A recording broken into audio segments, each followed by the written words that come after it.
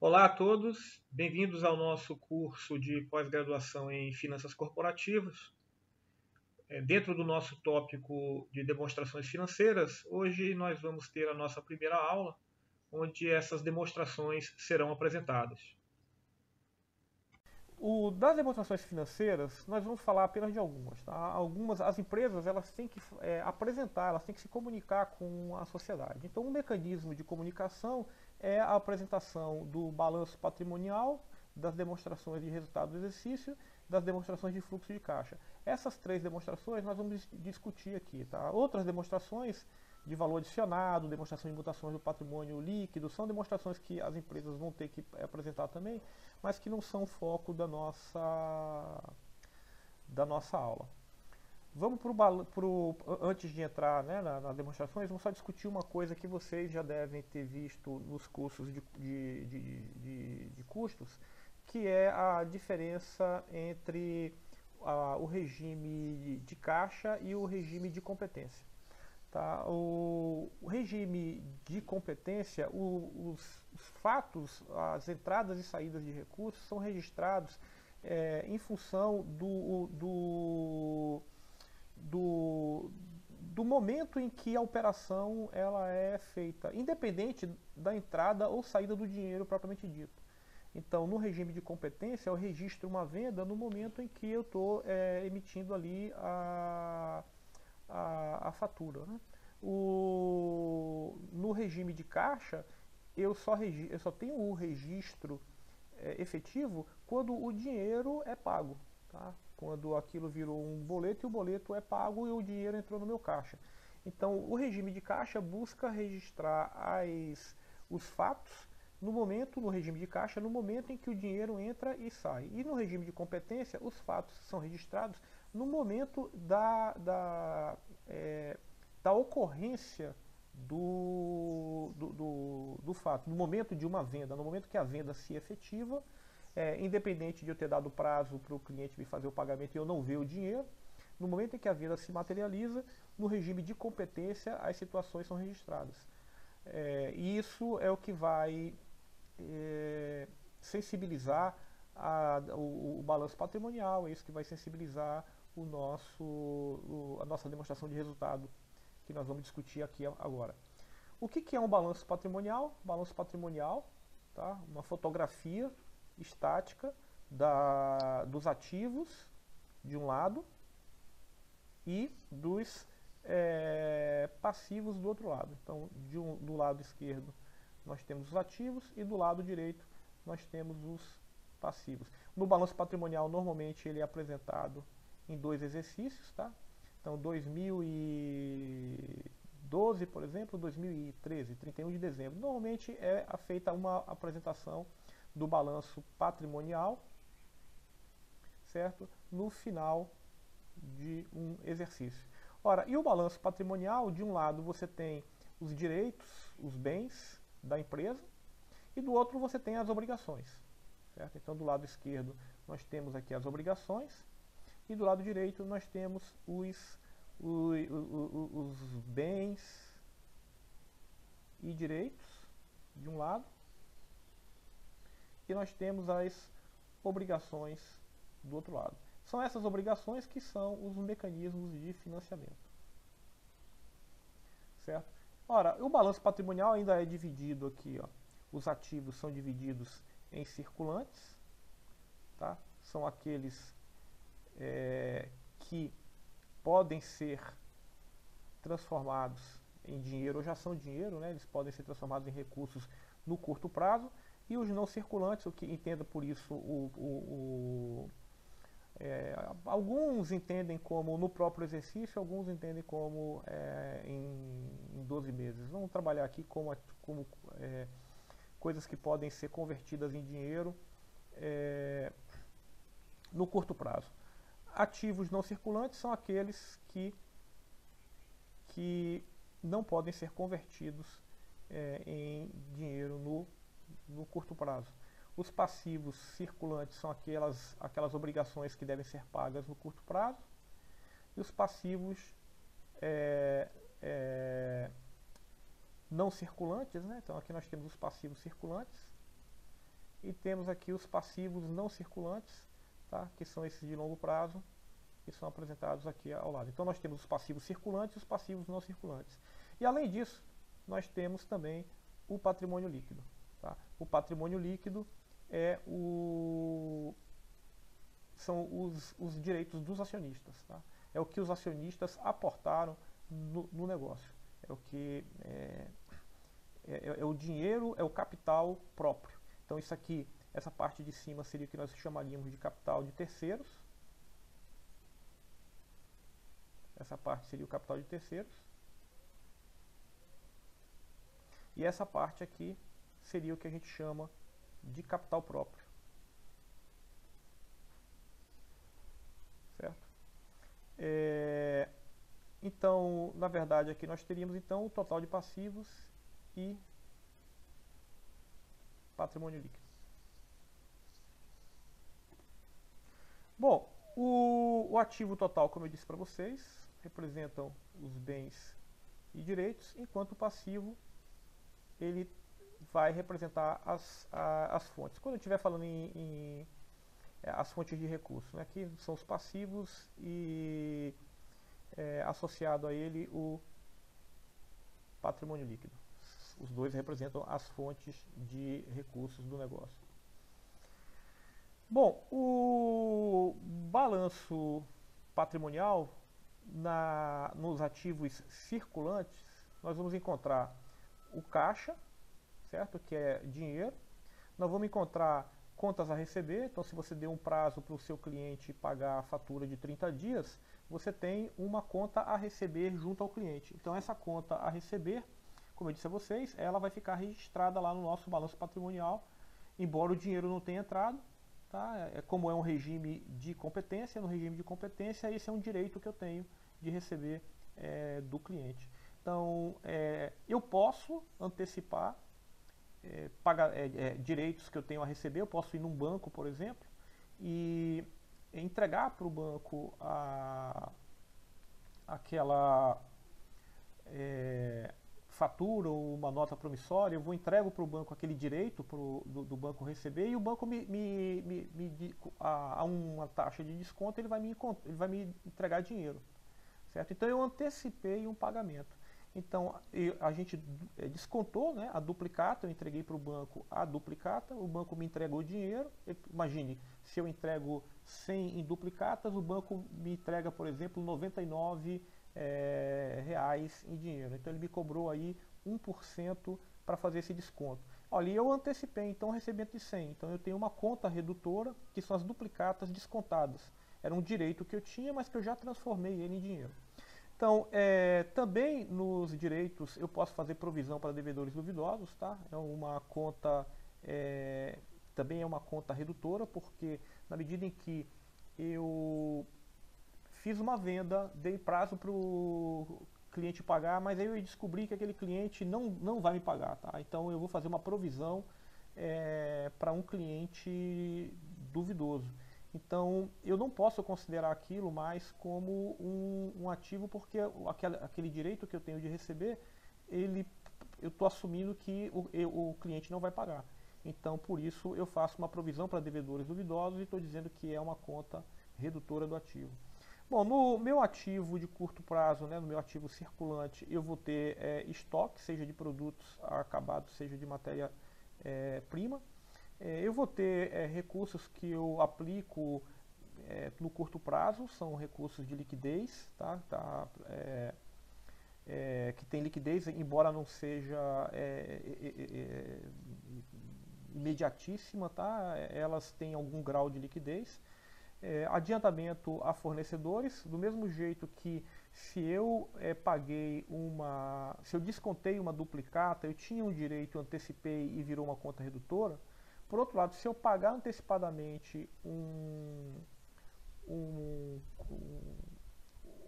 uma duplicata junto a um fornecedor, Então, se eu antecipei isso, eu posso lançar esse adiantamento a fornecedores aqui no lado do meu ativo. E outros valores a receber que eu tenha para o curto prazo, ou despesas que eu tenha feito de exercícios seguintes, eu antecipei essas despesas, eu posso trazer isso como um lado de um ativo, né? Bom, do lado do ativo não circulante, ainda falando do ativo, no não circulante, nós vamos ter bens e direitos que eu não posso realizar, eu só posso realizar depois do exercício. Valores que eu tenho a receber de empresas que são empresas coligadas com o meu negócio, são ativos que eu não realizo agora. Investimentos que eu tenho em outros, são participações que eu tenho em outras empresas. Evidentemente, talvez eu não queira me desfazer daquele negócio, então é uma participação minha no negócio e ela é um investimento que eu lanço como meu ativo. Outros direitos que eu não posso classificar lá no circulante, eu venho e classifico aqui também como investimentos no não circulante. Máquinas, equipamentos, terrenos, eu vou lançar como imobilizado, tá? E direitos de marca, de patentes, licenças, pesquisa e desenvolvimento que tenham sido aceitos do ponto de vista contábil, eu vou lançar como intangível. Olhando ainda no imobilizado, né, eu tenho alguns pontos que a gente vai discutir mais à frente, principalmente porque eles me dão um benefício fiscal. No caso, a depreciação é o que a gente vai mais falar ao longo do nosso curso, né? Quando você compra a máquina, as máquinas elas vão se depreciando e a legislação permite que você considere a depreciação da máquina como um custo. Então você incorpora essa depreciação como um custo, embora não haja saída de dinheiro. A depreciação não representa uma saída de caixa, ela representa um custo, porque os equipamentos eles vão perdendo valor e em algum momento você vai ter que repô-los. Amortização, se você fez, por exemplo, teve despesas de pré-operação, você pode lançar isso como amortização e capital que você empregou e que vai perdendo valor ao longo do tempo. E se você utiliza recursos naturais, você é dono de uma mina, né? Na medida em que você vai explorando a mina, essa mina vai se exaurindo. Então você comprou a mina, fez um investimento, na medida que você vai explorando, esse recurso vai se exaurindo e você pode também contabilizar isso como um custo, essa exaustão dos recursos. Olhando para o lado do passivo, né, a gente vai ter a mesma estrutura do ativo que é dividido em circulante e não circulante, e nós vamos ter o passivo circulante e o passivo não circulante. No circulante, aquelas despesas de curto prazo, fornecedores, salários dos colaboradores, impostos que você tem que pagar, despesas financeiras de curto prazo, certo? E pagamentos de debêntures de curto prazo e outras obrigações que você tenha no curto prazo, você vai lançar no seu passivo circulante.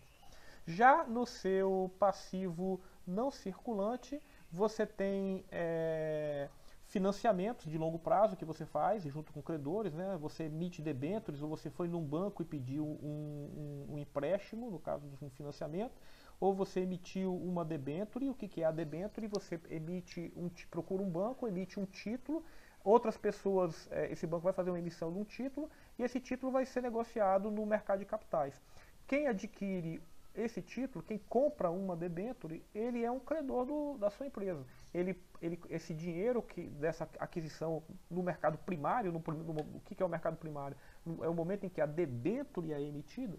No momento que a debênture é emitida no mercado primário, aquele dinheiro vai para a empresa. E a empresa, em algum momento, vai ter que pagar lá na frente o dinheiro que ela se comprometeu de fazer o pagamento. Outros passivos de longo prazo vão ser registrados aí no não circulante, no passivo não circulante.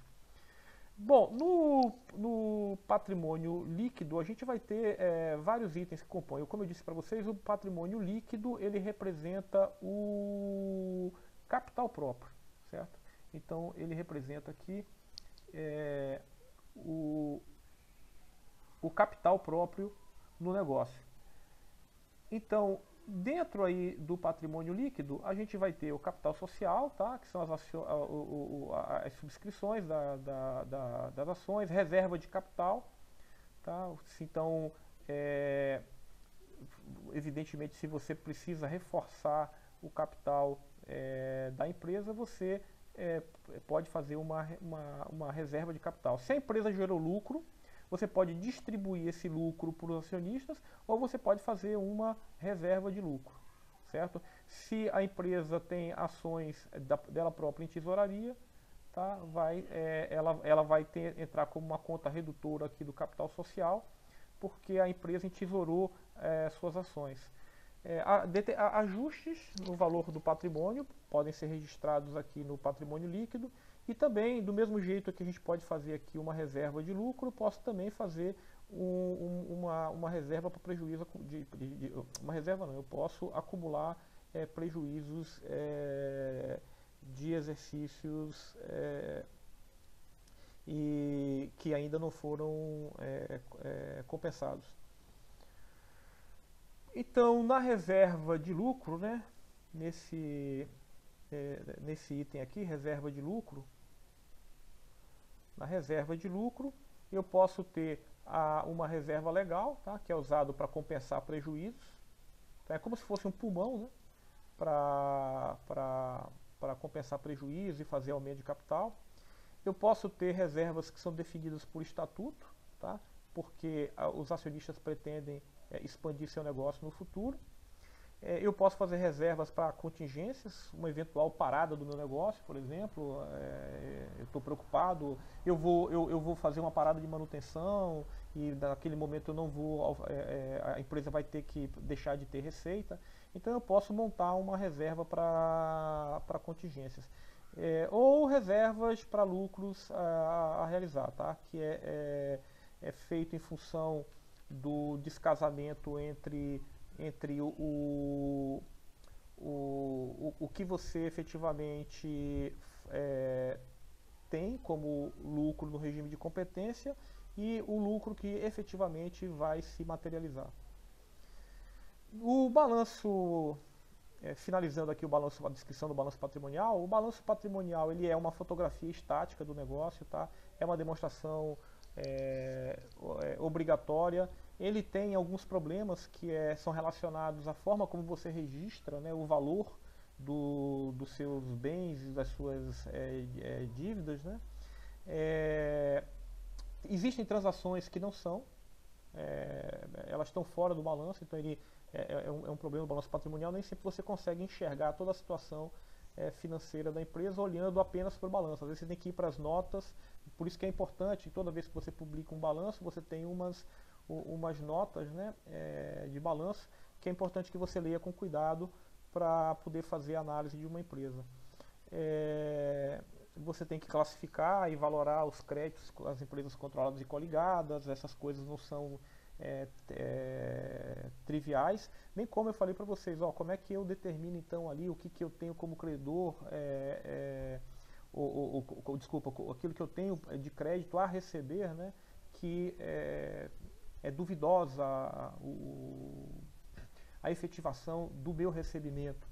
Bom, como é que eu avalio isso? Então, essas coisas são delicadas. Então, quando a gente olha para o balanço patrimonial, embora ele seja uma fotografia do negócio ali no final do ano, eu não posso assumir, quando eu olho para aqueles números, eu tenho que olhar levando em consideração todas as premissas, os pressupostos que levam àqueles números. Bom, isso é o que a gente tinha para falar do balanço patrimonial. Vamos falar agora um pouco de outra demonstração, que é a demonstração do resultado do exercício. Na demonstração do resultado do exercício, tá, ela, diferente do balanço patrimonial, que é uma fotografia estática, a demonstração de resultado do exercício é uma demonstração de fluxo financeiro. Tá? Ela não é é o fluxo em um período. Então, na DRE, na demonstração de resultado do exercício, nós vamos registrar o fluxo do recebimento do dinheiro. Então, ó, qual foi a minha receita operacional em 2013? Tá? Foi de 3,9 bilhões, né? Então são 3.904 milhões ou 3,9 bilhões. Então eu tive uma receita operacional bruta de 3,9 bilhões. Então o que é a receita operacional bruta? A receita operacional bruta ela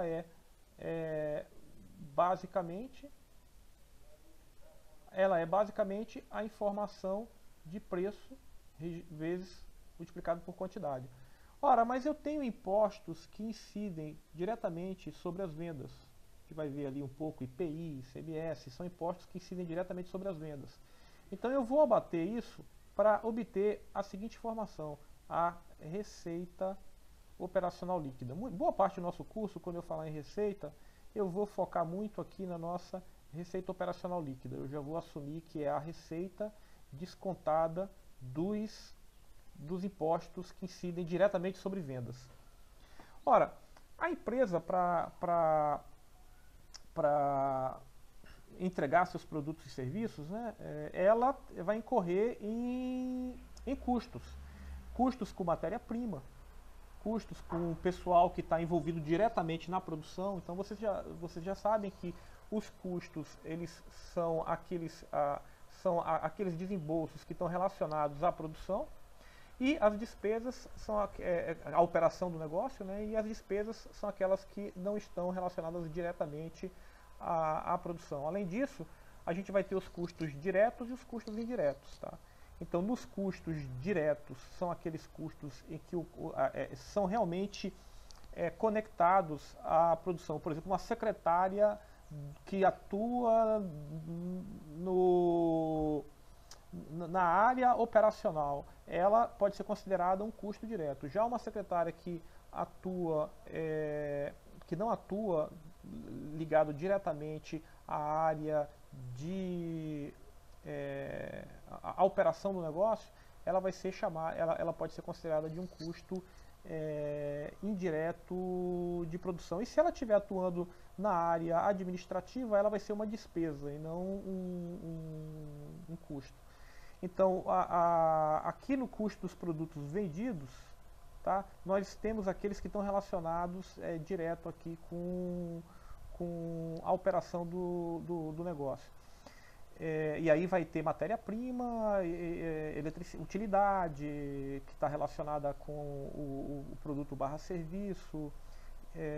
E aí, enfim, só a discussão sobre custos e despesas, só isso aí dá um curso para a gente, né, de discussão sobre a formação de custos da empresa. Para a gente aqui, que a gente está trabalhando apenas com os registros e com a análise, tá? Nós não vamos nos preocupar muito aí com essa segregação contábil entre aquilo que vai ser custo, despesa, custo direto, custo indireto. Aqui no nosso curso a gente vai focar só no agregado, que é o nosso custo do produto vendido, que foi 2.300. Se eu tiro então a receita operacional líquida, eu abato o custo, se é uma indústria, é um custo de produto vendido. Se é serviço, é custo dos serviços prestados. Se é comércio, é custo de mercadorias vendidas. Tá? Então eu posso chamar de custo de produto vendido, custo de mercadoria vendida no caso de comércio, e custo de serviços prestados no caso de uma empresa de serviço. E aí então eu tenho aquilo que eu vou chamar de lucro bruto, certo? Tenho o lucro bruto. Então o lucro bruto é a receita operacional líquida menos o custo dos produtos vendidos. Aí eu vou ter aquilo que são as despesas, tá? As despesas de venda. Então se eu pago, por exemplo, bônus para os vendedores em função das vendas, eu tenho aqui despesas de vendas, eu tenho despesas gerais e administrativas, com aluguel. Eu posso ter despesa de depreciação, né, custo de depreciação, se eu coloco aqui uma máquina ou equipamento, ou eu posso ter uma despesa de depreciação se eu coloco depreciação do aluguel ou de uma construção que não seja diretamente relacionada à operação do negócio. Bom, e aí então, olha só, eu tenho a receita operacional bruta, tirei os custos dos produtos vendidos, tirei as despesas operacionais, aí eu encontro o meu resultado operacional. Esse é um dos números muito importantes que nós vamos analisar. É o resultado das operações do negócio.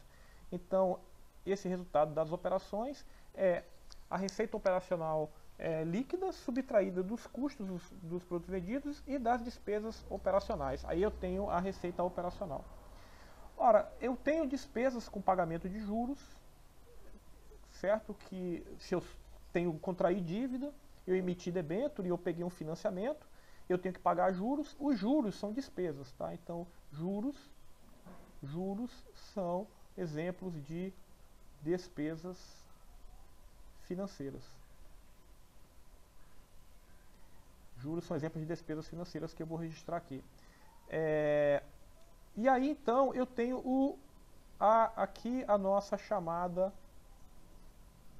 LAIR, que é o lucro antes do imposto de renda. Aqui a gente chama de LAGIR, que é o lucro antes dos juros do imposto de renda. Subtraio as despesas com juros, eu tenho o LAIR, que é o lucro antes do imposto de renda. Ora, tem o lucro. São todas formas de você fazer referências a resultados, tá? Então, olha, eu posso falar da receita operacional líquida, eu posso falar do lucro bruto, eu posso falar do resultado operacional. O resultado operacional eu descontei os custos e despesas, eu não descontei as financeiras, né? Quando eu desconto as financeiras, eu tenho aquilo que é chamado de LAIR, ou lucro antes do imposto de renda. Aí eu vou aplicar a alíquota de imposto de renda e vou calcular o imposto de renda. Calculei o imposto de renda, aí sim eu tenho o que é o lucro líquido do negócio, certo? Então, o meu lucro líquido, parte dele eu vou pagar acionista e parte do meu lucro líquido eu vou reter no negócio, como eu disse para vocês anteriormente, tá? Então, eu gero lucro, parte eu distribuo como dividendos para os acionistas e parte eu retenho no meu negócio, ok? Então, com isso, a gente tem aí a nossa DRE. Então, a DRE aqui, só fazendo uma revisão, ela é a soma, né, das faturas, são os preços pelas quantidades, tá? Os preços aí incorporam o impostos, custos, tudo que, quando eu vou definir o preço que eu vou vender meu produto, eu tenho que ter em mente que ele tem que ser suficiente para cobrir todas as despesas e custos e impostos que eu tenho que pagar. Os preços e quantidades que eu vou colocar no mercado, como eu disse para vocês, dependem da estrutura do mercado e das condições econômicas que a empresa se insere. E se você vendeu produtos e serviços em moeda estrangeira, a gente tem que lembrar que a oscilação de câmbio vai provocar oscilações na minha receita operacional bruta, certo? A minha receita operacional bruta, né, que vai ser a soma de todas as faturas, né, a fatura que discrimina o produto e o serviço que foi prestado, e a duplicata que formaliza a dívida que o meu cliente tem comigo. A duplicata na fatura ele reconhece que o serviço foi prestado, na duplicata é o documento que eu utilizo legalmente para efetuar uma cobrança. Na duplicata, né, eu tenho o número da fatura, que é aquela que descreve o serviço, eu tenho o data de vencimento, o nome de domicílio do comprador, vendedor, enfim, todas as coisas que são importantes para que a cobrança sejam feitas, elas estão presentes ali na nossa duplicata. Bom, e aí, como eu disse para vocês, olha, emiti a duplicata, ou fatura, tenho dinheiro para receber, só que eu tenho impostos que eles incidem diretamente sobre o faturamento. Quem são eles? Imposto sobre circulação de mercadorias e serviços, o imposto sobre produtos industrializados, o imposto sobre prestação de serviços, né, imposto sobre serviço, o ISS, o PIS e a COFINS são,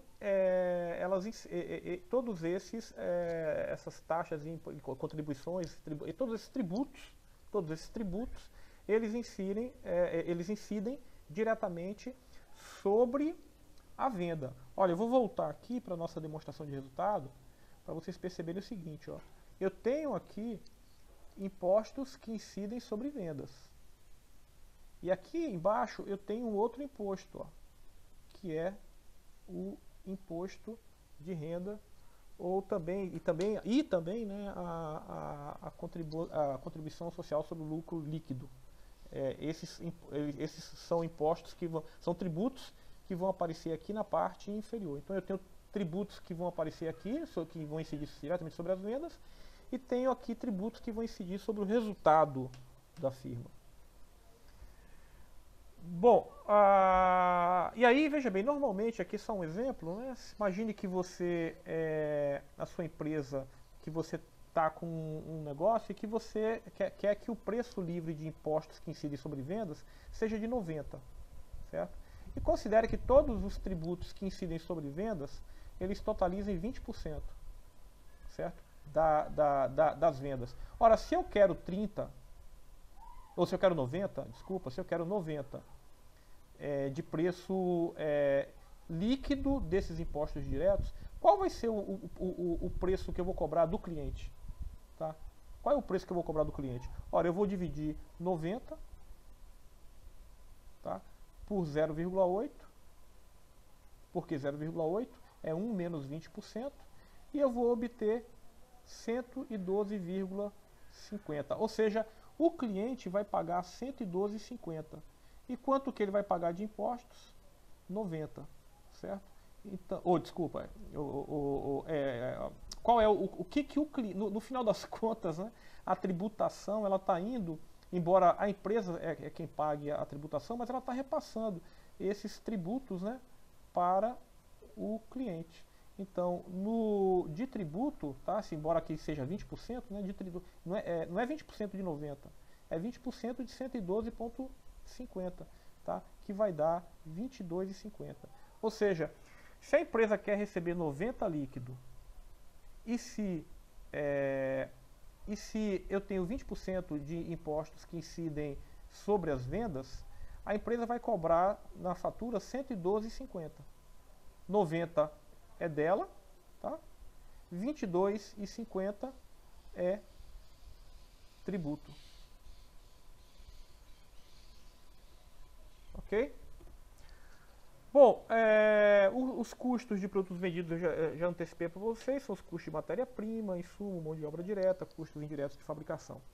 Enquanto os custos de matérias-primas vendidas, né, custos de mercadorias vendidas, é uma empresa que trabalha com comércio. Empresas comerciais, o que ela faz? Ela adquire um bem por um preço para vender o bem por um preço maior. Ela não transforma produto, ela simplesmente comercializa o produto. E se a empresa é de serviço, ela tem custo de serviços prestados. O custo, eu já tinha colocado para vocês, né, que o custo está associado diretamente à produção, e aí a gente vai ter custos diretos, e eu tenho custos indiretos de produção, certo? E eu até quero corrigir aqui, eu disse para vocês o exemplo da secretária, né, mas a secretária, na verdade, ela aqui, ó, ela que atua direto na área de produção, trabalha na área de produção, ela é considerada um custo indireto de produção. E as despesas são aqueles gastos que são relacionados com a administração da empresa. Bom, tem algumas definições de resultados, a gente viu duas delas, a gente viu a LAGIR e a gente viu a LAIR, tá? Se a gente na LAGIR devolve a depreciação e a amortização, a gente tem aquilo que é chamado de LAGIDA, certo? Então, se eu pegar a LAGIR e somar a depreciação e a amortização, eu vou ter o LAGIDA ou EBITDA. Em inglês, EBITDA. Tá? Assim como LAGIR, em inglês, o termo é EBIT. E além disso, a gente tem algumas outras duas que a gente não vai trabalhar muito aqui nesse curso, que é o NOPAT, né? Que é o Net Operating Profit After Taxes, que é o que? Do EBITDA, eu desconto a depreciação e os impostos. Se do EBITDA eu retiro depreciação e impostos, eu tenho aquilo que é chamado de o lucro operacional líquido após as taxas. E uma outra noção de geração também de resultado da empresa é o EVA, né?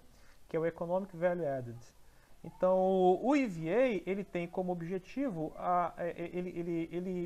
ele tem, eu pego o NOPAT, né? E eu subtraio do NOPAT o custo de capital próprio e o custo de capital de terceiros. A grande novidade aí é o custo do capital próprio. Tá? Então, o custo de capital de terceiros é eu pegar o NOPAT e abater ali o que eu pago de juros, certo? Mas e o que seria o custo de capital próprio? Quando eu sou acionista, que eu coloco o meu dinheiro na empresa, aquele dinheiro que eu estou colocando, ele a princípio, ele tem um custo de oportunidade, tá, para um mesmo nível de risco do meu negócio. Eu podia estar colocando aquele dinheiro em outro lugar. Tá? Então, se eu coloquei o dinheiro na empresa, aquela empresa ela tem o custo relacionado ao capital do acionista, que tem que ser remunerado. Então, o valor econômico adicionado da empresa, então, deveria subtrair todos os custos que a empresa precisa para ela operar. Então, se a empresa, para gerar uma determinada quantidade de lucro, se a empresa usa capital de terceiro, ela tem um custo financeiro, que são os juros. E se a empresa precisa de capital próprio também, ela tem um custo associado àquele dinheiro para aquele nível de risco que a empresa está correndo. Bom, finalmente aqui eu vou apresentar só para vocês a demonstração de fluxo de caixa, um outro conceito que a gente vai ter que discutir à frente, né? No conceito de demonstração de fluxo de caixa, a ideia é explicar como que o saldo de caixa da empresa variou. Então eu vou agora, diferente das duas demonstrações, eu tenho que transformar os resultados, né, aquilo que a empresa, em termos do fluxo do dinheiro ao longo de um determinado período, vai impactar o saldo de caixa dela no final do período. Então o meu objetivo é explicar a variação do saldo de caixa. Como é que eu vou explicar? A empresa recebeu o dinheiro dos clientes, então eu vou adicionar esse dinheiro. Só que quando adiciono esse dinheiro, eu tenho que levar em consideração também que houve uma variação, tá, de duplicatas que eu tinha a receber. Então, se eu vendi uma determinada quantidade, certo? E se eu aumentei o meu volume de duplicatas a receber do exercício passado para o exercício atual, significa que nem todo o dinheiro de vendas do ano eu recebi ainda. Tá? Então eu vou ter que fazer uma correçãozinha aqui. Então esse número aqui, ele esse 3.220, ele vai ser o quê? Ele vai ser a minha receita operacional líquida, certo? Mais a variação do saldo de caixa, que eu vou ter que olhar para o balanço patrimonial. Tá? Então o saldo de caixa variou de 185 para 211, certo? Desculpa, a nossa conta a receber, tá? Que variou de 50 para 42. Então isso eu tenho que levar em consideração na hora que eu for confeccionar aqui a minha demonstração de fluxo de caixa. Então eu vou ter que fazer os ajustes devidos. Então fiz os ajustes devidos, eu tenho aqui quanto que meu caixa foi sensibilizado. Fornecedores, a mesma coisa. Quanto que eu gastei vamos imaginar, produto vendido, né? Então o meu custo de produto vendido, e considerando também as variações de estoque e considerando também as minhas duplicatas a pagar, meu contas a pagar. Então, enquanto a variação de contas a receber sensibiliza o recebimento de clientes, a minha variação de contas a pagar vai sensibilizar os meus fornecedores, certo? Além disso, eu tenho dinheiro que vai sair, né, despesa de venda, despesa administrativa. Então tudo isso aí vai me dar aqui um fluxo de dinheiro entrando, aqui no caso positivo, então entrou 277 em dinheiro mesmo, tá? Então vou repetir só um detalhe. Meu recebimento de clientes não é simplesmente a minha receita operacional líquida, tá? É a minha receita operacional líquida corrigida pela variação do meu contas a receber. os meus fornecedores, é o meu custo de produto vendido, corrigido pela variação do contas a pagar, corrigido pela variação de estoques. Vai me dar a minha conta, como que os fornecedores impactaram o meu fluxo de caixa. Minhas despesas de vendas, aluguéis, gerais e administrativas vão aparecer aqui. E eu tenho aí, finalmente, o meu fluxo de caixa das atividades operacionais. As atividades de investimento, tá? Essas atividades de investimento, aí a gente precisa, eu não apresentei aqui para vocês, isso aqui é um dado de entrada para a nossa demonstração de fluxo de caixa. Nessa demonstração de fluxo de caixa, considere 51 como uma atividade aqui está saindo, né? Em que eu, por exemplo, comprei máquinas. Então fiz um desembolso, fiz um investimento no negócio, comprando máquinas. Atividade de financiamento, tá? Se eu paguei, né, dividendo, tá? Dividendos pagos no exercício anterior, tá? Ou seja, do exercício de 2000x2, eu tinha dividendo que eu apurei o resultado em 2000x2, eu vou pagar o dividendo em 2000x3. Então, o dividendo de 2000x2 vai aparecer aqui, meu pagamento de dividendo de 2000, que foi reconhecido em 2000x2, mas só foi pago em 2000x3. Isso vai afetar meu caixa aqui em 2000x3. Feito isso, ó, então eu tenho o fluxo de caixa das atividades operacionais, das atividades de investimento, das atividades de financiamento. Por exemplo, se você contraiu mais dívida, vai entrar caixa, vai entrar dinheiro. Você vai lançar aqui como uma entrada de dinheiro. Se você emitiu uma debênture, por exemplo, vai entrar dinheiro. Então vai entrar dinheiro, vai afetar seu caixa. Teria uma linha aqui adicional. Por outro lado, se você fez o pagamento de dívida, né, se você amortizou uma dívida, então se você fez um pagamento de dívida, entraria aqui como uma saída de caixa. Então a demonstração de fluxo de caixa, ela está contabilizando todas as entradas e saídas efetivas de dinheiro. E aí então eu tenho um aumento ou redução do saldo de caixa. No nosso caso aqui, nosso exemplo, eu tive um aumento do saldo de caixa. Ele no exercício anterior estava com 185, ele passou a ser de 211. Então o objetivo da demonstração do fluxo de caixa é apresentar todas as razões que fizeram com que o seu caixa mudasse. Bom, é isso que eu tinha para vocês nessa aula de introdução e de apresentação das demonstrações financeiras. Essa aula foi só para apresentar as demonstrações financeiras. O nosso curso, na verdade, é um curso que é montado para a gente fazer a análise dessas demonstrações. E eu espero então encontrar vocês nas nossas próximas aulas, onde nós vamos fazer as análises dessas demonstrações. Um grande abraço.